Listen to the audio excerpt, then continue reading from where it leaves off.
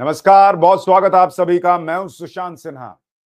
देश के लिए ऐतिहासिक दिन है क्योंकि वक्फ की मनमानी पर आखिरकार किसी ने तो जाकर दी एंड लगाया है। नरेंद्र मोदी और अमित शाह ने वो कर दिखाया जो आजाद भारत में कोई सोच भी नहीं सकता था। आखिरकार कि जहां उंगली रख दी वो वक्फ की जमीन हो गई। इस सिस्टम को खत्म कर दिया गया। लोकसभा और राज्यसभा दोनों जगह से ये बिल जो है वो पास हो गया है और संसद की मुहर लग चुकी। अब सिर्फ राष्ट्रपति की मुहर लगनी बाकी है, जो कि किसी भी वक्त हो जाएगा और उसके बाद ये बिल जो संशोधन हुआ है बिल में वो पास हो जाएगा और इतिहास की का किस्सा बन जाएगा कि भाई कह दिया तुम मेरी जमीन, तुम मेरी जमीन। लेकिन जो आधी रात लोकसभा राज्यसभा में हुआ आपको देखना चाहिए। इंडिया अलायंस कैसे छाती फाड़ रहा है मुसलमानों के लिए, आपको देखना चाहिए। कैसे हिंदू विरोधी चेहरा इन लोगों का उजागर हो रहा है, आपको देखना चाहिए। और वो सब आज आपको दिखाऊं। अमित शाह ने कैसे आधी रात धागे खोले इनके, सुधांशु त्रिवेदी ने क्या कहा, क्या हुआ, शिवसेना से लेकर उद्धव ठाकरे वाली शिवसेना से लेकर कांग्रेस दिग्विजय सिंह कैसे एक्सपोज हुए, आज इस वीडियो में सब है।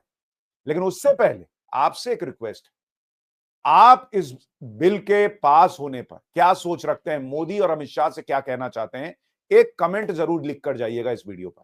जो भी मन में आए, अच्छा बुरा, आप जरूर लिख कर जाइएगा। लेकिन पहले आपको दिखा दूं कि तस्वीरें किस तरह की आई हैं। कई जगहों पर मुसलमानों ने फुलझड़ियां जलाई हैं, उन्होंने सेलिब्रेट किया है कि भाई वक्फ का जो हिसाब किताब था वो मोदी सरकार ने खत्म कर दिया है, वो मनमानी जो है चल रही थी उसको खत्म कर दिया। लेकिन जो इंडिया अलायंस है बॉस, आप उसकी तस्वीरें देखेंगे और उसकी कहानी सुनेंगे तो हैरान रह जाएंगे।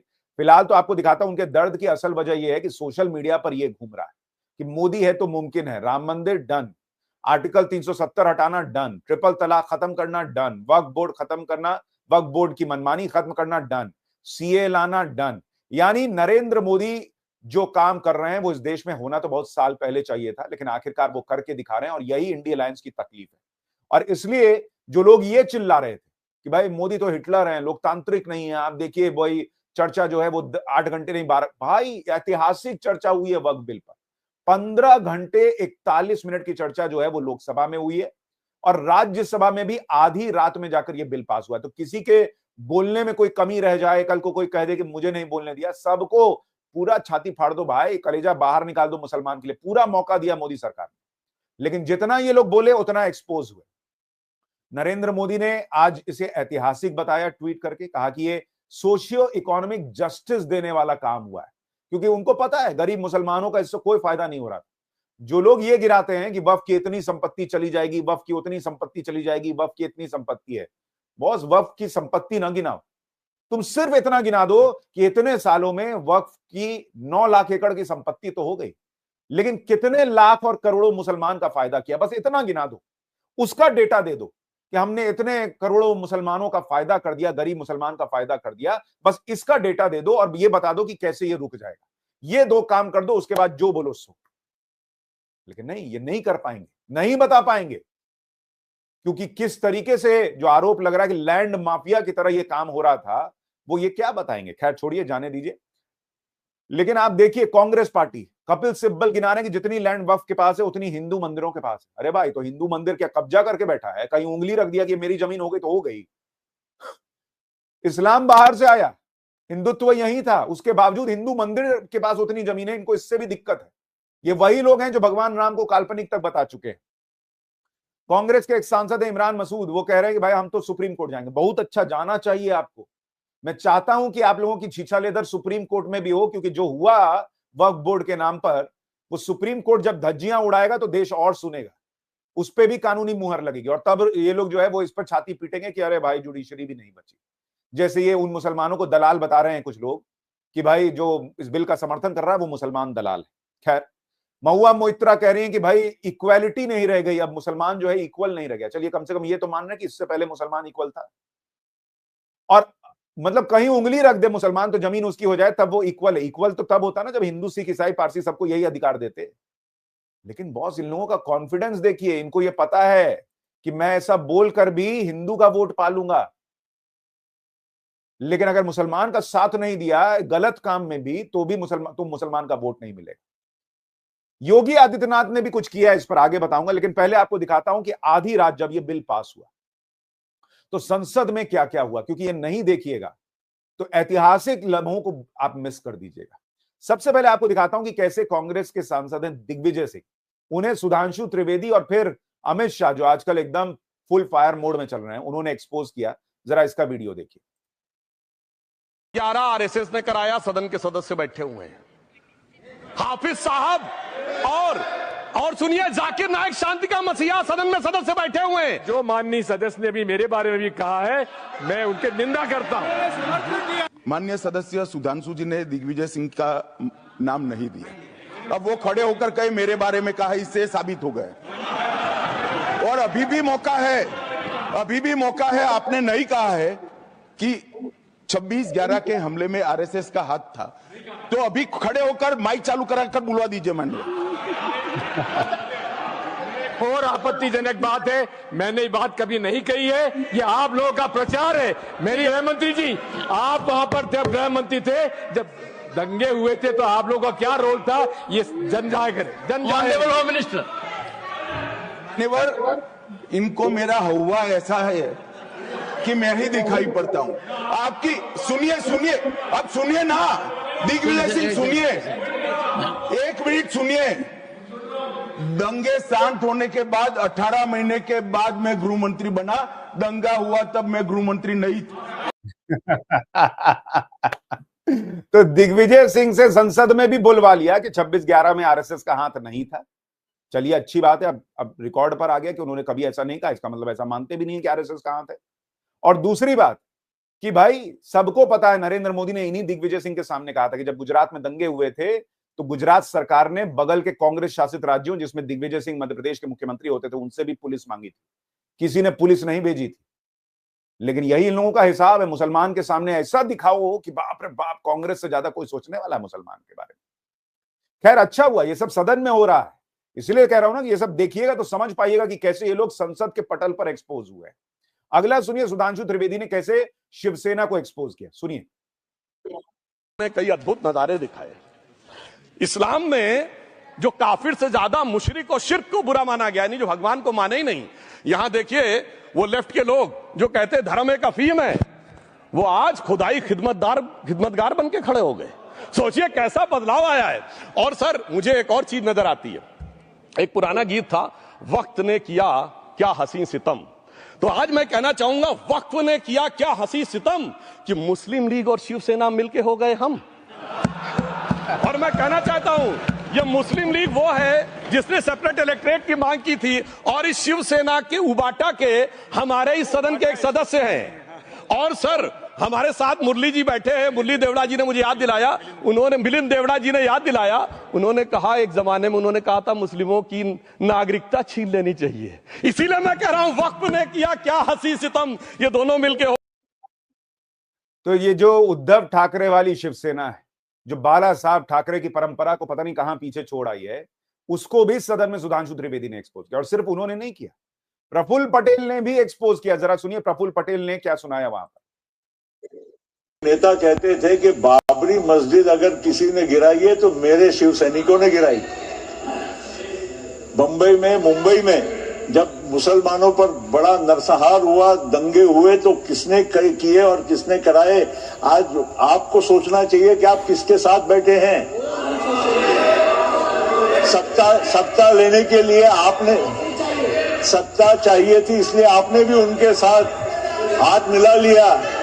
तब आपको भारत का संविधान, तब भारत के हमारे मुसलमान भाइयों का, गरीबों का तब आपको विचार नहीं आया। अब आपको याद आ रहा है, और इसीलिए वो सब ठीक है। अब आप तब वो पार्टी में थी, तब आपको मालूम नहीं है इतिहास, आपको मालूम नहीं है। वो आप वो पार्टी की स्पोक्समैन थी। Priyanka, don't get agitated. Come on, nothing else will go on record except what Prabhu Patel said. कराइए, देखिए, she has to be more loyal than the king. You see? Priyanka Chaturvedi को सुना रहे थे प्रफुल्ल पटेल, क्योंकि वो उस वक्त शिवसेना में तो थी नहीं, अब आ गई हैं, तो भाई वो कह रहे हैं कि भाई किंग से भी ज्यादा अपने आप को वफादार दिखाना पड़ता है। लेकिन ये सब हुआ है संसद में आधी रात, ये बिल पास होने के पहले। लेकिन अमित शाह और सुधांशु त्रिवेदी ने और कैसे इन लोगों को एक्सपोज किया, उसके पहले आपको जरा वो चीज दिखाता हूं जिसकी बड़ी चर्चा हो रही। भाई सब कुछ हो जाए और रामदास आठवले जी की कविता ना हो, ये कैसे हो सकता है? जरा उसका भी आनंद लीजिए। असंवैधानिक नहीं है जिस तरह आप बता रहे खड़गे साहब।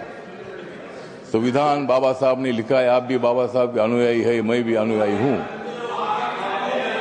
और आप जिस कांग्रेस पार्टी में खड़गे साहब, जब कर्नाटक में आपको मुख्यमंत्री बनाने का मौका आया था तब उन्होंने नहीं बनाया आपको, और मुझे भी मंत्री बनाने का मौका आया था, आपने मंत्री नहीं बनाया, मैं इसलिए इधर आया। मैं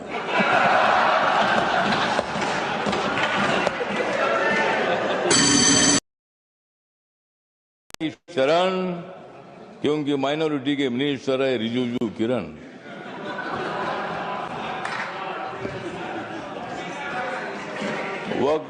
वक्फ बिल का हम करते हैं स्मरण, वक्फ बिल का हम करते हैं स्मरण, लेकिन अपोजिशन को हम करा देंगे हरण।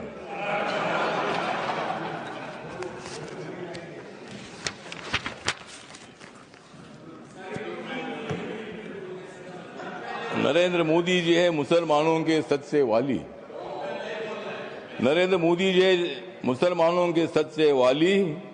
खड़गे साहब बजाओ जोरदार ताली।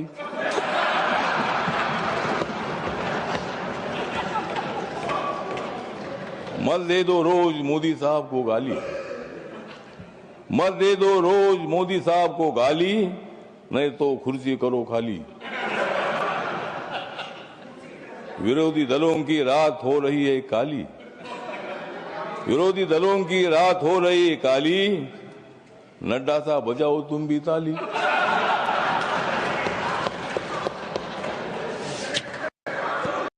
तो जिस तरह से रामदास आठवले जी बोलते हैं, ये भी आधी रात की कविता थी, तो मुझे लगा आपको सुनाना चाहिए ताकि ये भी मिस ना हो जाए। लेकिन आप देखिए, सुधांशु त्रिवेदी ने यह भी याद दिलाया, बहुत लोग कहते हैं किसी के बाप का हिंदुस्तान नहीं, हिसाब तो यही चल रहा था कि भाई ऐसा बना दो कि जहां उंगली रख दी वो हमारी हो गई। तो ये तो बाप के हिंदुस्तान वाला हिसाब चल रहा है। लेकिन सुधांशु त्रिवेदी ने ये याद दिलाया कि किसके बाप का हिंदुस्तान है, आपको वो भी सुनाता हूं। मुकद्दस जमीन को अगर कैद करके रखा है तो उन चंद लोगों ने जिनके दिमाग आज भी उन चीजों में भरे हुए हैं कि कोई समझता हम तो किसी जमाने में हुक्मराने वक्त थे, कोई कहता हुजूर नवाब थे, कोई कहता बादशाह आलमगीर थे, कोई कहता है बादशाह गाजी जिंदा पीर थे। तो नदीमुल हक साहब ने जो बोला था ना, किसी के बाप का हिंदुस्तान थोड़ी है, बिल्कुल मैं कहना चाहता हूं जिन्होंने इस देश के लिए खून बहाया उनके बाप का हिंदुस्तान है, उस गरीब मुस्लिम कारीगर के बाप का हिंदुस्तान है। पर जो ये कहते हैं कि आगरे का लाल किला किसके बाप ने बनवाया, आगरे का किला किसके बाप ने बनवाया, दिल्ली का किला किसके बाप ने बनवाया, हैदराबाद का चार मीनार किसके बाप ने बनवाया, उसके बाप का यह हिंदुस्तान नहीं है। क्लियर कट भाई, मुगलों के बाप का हिंदुस्तान नहीं है, ना मुगलों का हिंदुस्तान है, ये याद रखना चाहिए बहुत लोग। लेकिन मुस्लिम प्रेम में कांग्रेस पार्टी सुधांशु त्रिवेदी, अमित शाह सबको घेर रही। अमित शाह खड़े हुए और उन्होंने उसका भी जवाब दिया, जरा वो भी हिस्सा सुनिए। Is objectionable. Oh. And what is worse is the chairman lending respectability to that view. Oh my. That is even worse. Honorable that is even worse. मान्यवर, सुधांशु जी ने मुसलमानों के लिए कुछ नहीं किया है, इंडिया अलायंस के लिए किया है। अब मैं एक एक कर कर बता देता हूं। अरे सुनो ना भाई, आप सुनो तो। अरे दिग्विजय सिंह सुनिए, मैं खड़ा हूं ना अपने पैर पर। मान्यवर, सुधांशु जी ने कहा इशरत जहान, यही एनसीपी पार्टी ने इशरत जहान के घर पर जाकर रुपयों का इनाम भी दिया था और उसको शहीद बताया था। दूसरा कहा अतीक अहमद किस पार्टी से थे, इंडिया अलायंस की। दूसरा कहा अंसारी किस पार्टी से, कांग्रेस और इंडिया अलायंस के। ये सारे नाम आपके साथ जुड़े हैं भाई। उल्टा उन्होंने तो मुसलमान कम्युनिटी से तो ढेर सारे शायरों का नाम दिया जिन्होंने साहित्य की सेवा की और ढेर सारे साहित्य की रचना की। मंडी यानी ये सब संसद में आधी रात चलता रहा और उसके बाद भाई इंडिया अलायंस वाले कितनी भी छाती पीटे, वक्फ संशोधन बिल पास हो गया और अब वो कानून बनने जा रहा है। बस राष्ट्रपति के मोहर लगनी है। और इन लोगों की दिक्कत यह है कि अब खुद ओवैसी कह चुके हैं कि भाई 1 लाख से ज्यादा प्रॉपर्टी ऐसी है उत्तर प्रदेश में जिसका कोई हिसाब किताब नहीं है वक्फ बोर्ड के पास, फिर भी इनको चाहिए कि भाई हमने उंगली रख दी है तो कागज का क्या मतलब। अब योगी आदित्यनाथ सरकार कह रही है कि भाई पूरा सर्वे कराओ, देखो कि क्या चल रहा है, कौन सी संपत्तियां जो हैं उसके कागज हैं नहीं है, ये क्लियर कर दिया। बॉस ये कैसे इस देश में चल सकता है कि कोई कागज नहीं दिखाएंगे, कोई कागज है नहीं मेरे पास, लेकिन भाई हमने कह दिया तो कह दिया। वक्फ बाय यूजर कि भाई हम यूज कर रहे हैं तो हो गई, जगह हमारी हो गई। बड़े बड़े इस्लामिक देशों में ऐसा कानून नहीं है, लेकिन हिंदुस्तान में चल रहा है और मोदी सरकार इसको खत्म कर रही है तो लोग छाती पीट रहे हैं, कह रही है मुसलमान को नीचे दिखाने। अरे भाई सीधा इतना बताओ ना कि मुसलमान का वक्फ बोर्ड ने क्या फायदा किया, इतना बताओ, खत्म करो किस्सा। लेकिन ये सब हो रहा है क्योंकि इनका कॉन्फिडेंस है कि ये करूंगा तो मुसलमान का वोट मिलेगा, और इनका कॉन्फिडेंस है कि ये करूंगा उसके बावजूद हिंदू जो है वो बटा हुआ हिंदू मुझे वोट करेगा। आप वक्फ बिल के इस संशोधन पर, वक्फ की मनमानी खत्म होने पर क्या सोच रखते हैं, कमेंट करके जरूर बताइएगा। नमस्कार।